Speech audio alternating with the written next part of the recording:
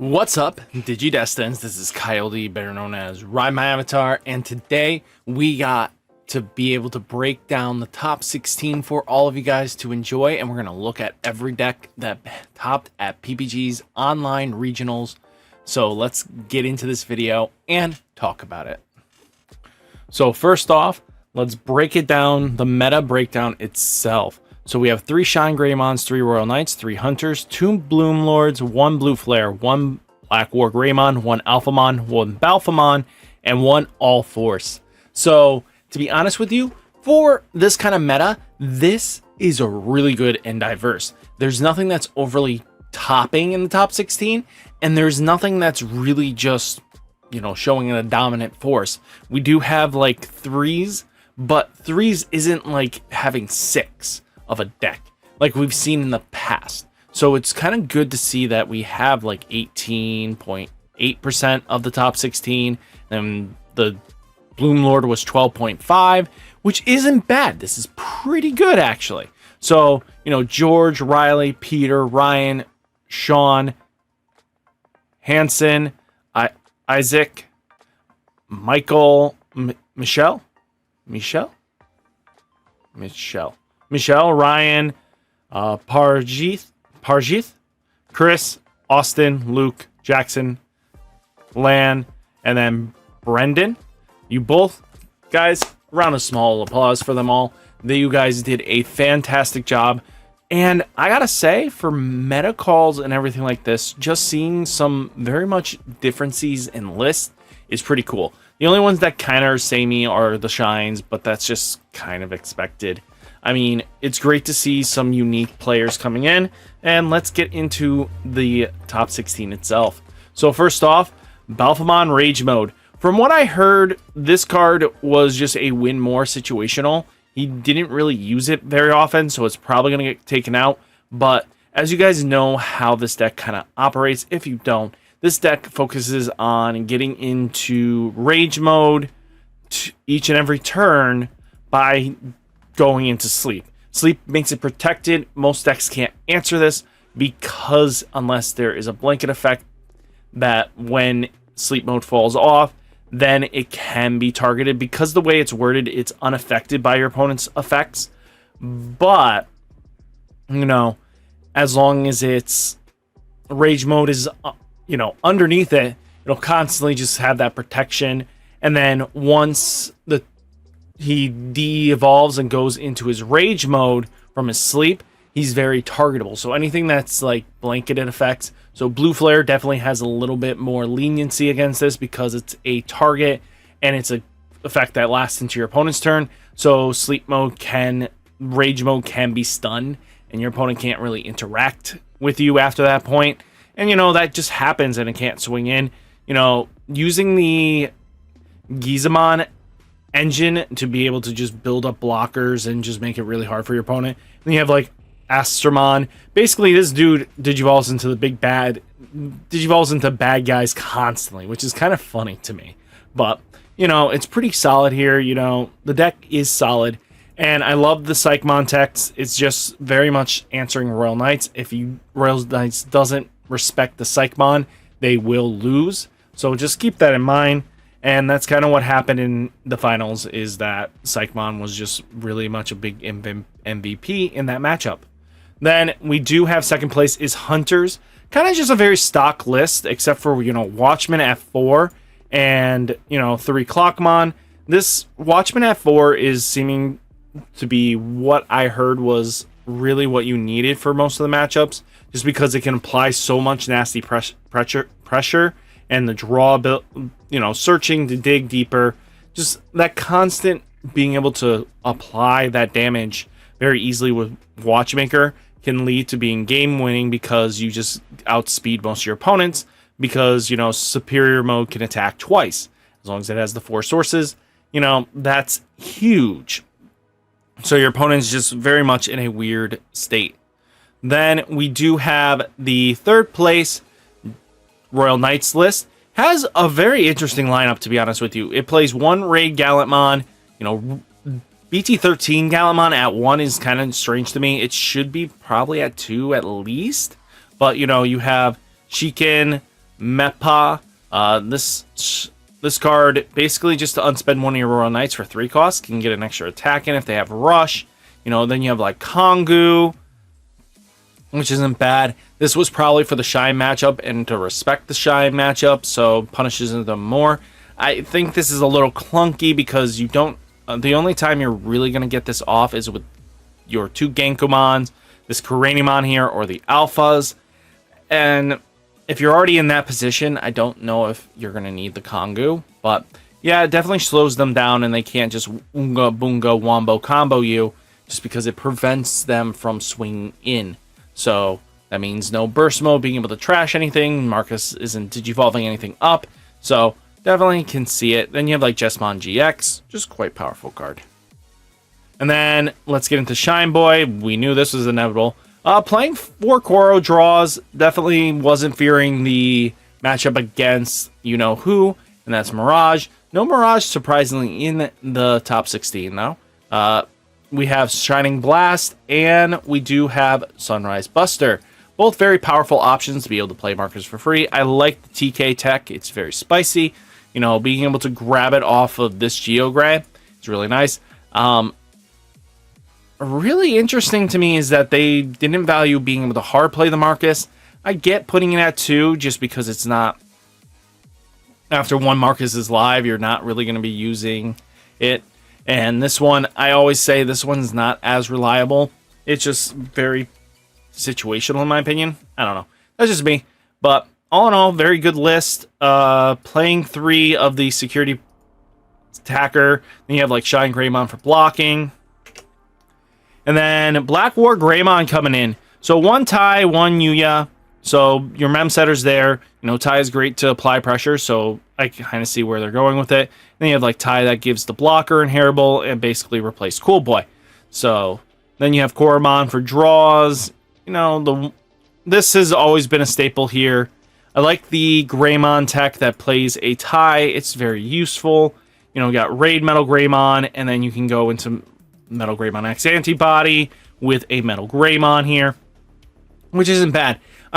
I get it. This deck is a little more grindier. You don't want to go to punching through everything. You want to just keep going into your opponent's Digimon, remove them off, and then, you know, being able to have the Metal Greymon X Antibody just be a annoying threat that is basically always trashing every time your reboot activates, you're kind of in a good spot. And then, you know, the 2 Hades Force to kill all Tamers. Then we do have Blue Flare, definitely teching in the Greymon with the extra security checks. You know, the 6 Metal Greymon being able to have Rush really up the deck's potential and lethality, and that's really good to see. I like the list a lot. I love the Omnimon tech so that after you swing with Z Greymon, you can actually blitz for game if it comes up. 3 Kiriha, 3 Kiriha and Nenes. Really interesting right there. Usually one of these are at 4, but seeing it at 3. Soul Ride for the Shine matchup. Respecting that matchup is huge. And then, you know, also for Royal Knights, especially if you drop that at the right time, they're not going to be able to kill you or do anything because there's most likely not going to digivolve up because they don't play GX very often, except for the 3rd playlist. Then we do have Hunters. Hunters played something very spicy in this Metal Greymon Ace. So this gave a target for your superior mode. So if your opponent was going to swing in, you know, you could definitely use Ace because you do draw a lot in this deck when the deck allows you to do so.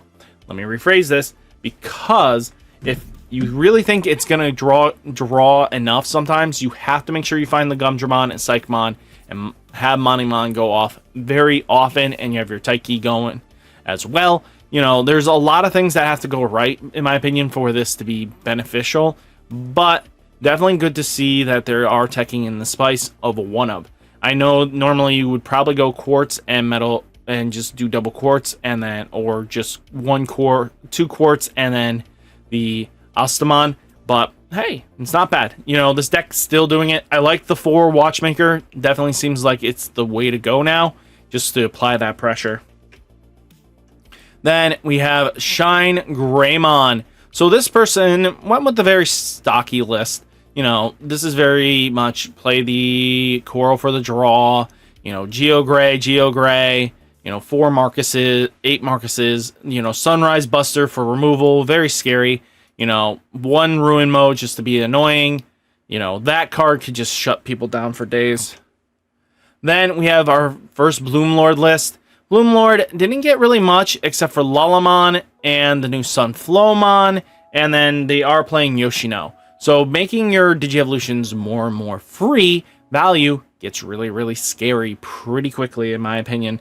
So, you know, using Yoshino to, when your vegetation or plants, suspend this tamer, gain 1 memory, really solid. You have like Sunflowmon being able to, you know, reduce the cost by 1, and by, if you Digivolve one of your Digimon into a fairy, it reduces it by 2. It's really solid. The deck is more aggro and gets more aggro as more support comes out. Then we do have a Royal Knightmon list. Looks like this guy really respected, well, I mean, it's kind of just standard. 2 Marcuses, 1 Porcupmon. This card is basically on play, deletion, delete one of your opponent's level 3 Digimon. So at least with Porcupmon, you can basically delete that Psychmon, set yourself up, get yourself going. You know, all the good stuff there, right? Then another Royal Knights list. Okay, see, this is what I'm talking about. I would expect, you know, 3 of this, 1 of this. You know, this one's pretty solid. They definitely are playing the Porcup plus the Marcus just to be ready and on the safe side. Outside of that, kind of very stock list. The core is here. You know, you need 4 Dynas. You have Magna. Magna at 3 is very interesting to me always. I feel like this should be a 4 of. Or All Force Vidramon being able to bounce things off the board is really good. You know, it's just a really powerful deck. Then we have All Force itself. Looks like they are on the Leo package. It seems to be that kind of people enjoy it. But definitely they went like, you know what? If my Leomon isn't going to stop you, I'm going to use Soulrai just to punish the Sign matchup.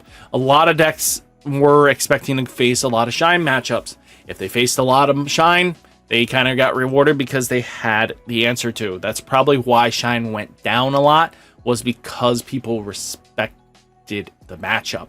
Went like, you know what, this is the boogeyman of the format, let me answer it. So that's very important. Then we do have Alpha Boy. You know what, I started noticing a lot of people started teching in more Sonorizas just because they want that OTK potential, especially being able to take out 2 to 3 security in a turn is vital. So Sonoriza, basically in raising, set yourself up because you're going to use your Dorumon to be able to draw cards, you know, when hard playing. So it becomes more like Sonoriza is supposed to be there. And then you can use Finals Overwhelm Punch to be able to give that extra security punch. So a lot of potential here, a lot of power. No. Oh, wow. No Kota. Kota, I think. The mem setter for X Antibody. Okay. You know, without... I like the memory gain and stuff like that, but without having that 4th target, I would have said you kind of want that extra target in my opinion. But that's just me. But all in all, looks solid. Very much so. 1 Alpha Boy that de-digivolves, but they did focus on shutting down your opponent with play cost 10 or higher. Definitely in that Royal Knight matchup, you want to shut them down. And then having Kongu to shut down the Marcuses. Really solid, actually. And then Shine, here we go again. Sunrise Buster, you know, the drill here. The dex hasn't really changed. They went all OTK. Got it. So, no worry about the mirror. Then we do have a Hunter's deck that plays Sangomon. Why? Till the end of opponent's turn, when attacking one of your opponent's Digimon gets security -1. I see it. I see the potential here. I just don't know. The deck is kind of wonky to me. The ratios are so weird. You know, you got Astamon for the Quartz, obviously. You know, you got 3 Watchmakers. We have Ryuma and Yu. Yu has kind of been in or out. Towomon to de-digivolve something. It's just... Sangomon really threw me off here. If you guys understand this list, let me know. Bloom playing the Lila. Lila is very interesting, being able to play Yoshino. I was going to figure if you're going to play this, you go Rosemon. But hey, while your opponent has a summoned Digimon with security +1. So comboing with your Bloom Lord, giving an extra security can lead to being a very threatening beast on the board. So I kind of see where it's going. You know, using Lalas and Sunflows, you know, and then Lila, which is really solid. And then you have the Yoshino. Being able to be played for free is really solid. Then, you know, that was all top 16, guys. Hopefully you guys enjoyed the video. Hit that like button, hit that subscribe button. Stay safe, stay healthy, and I'll catch you next one. Peace.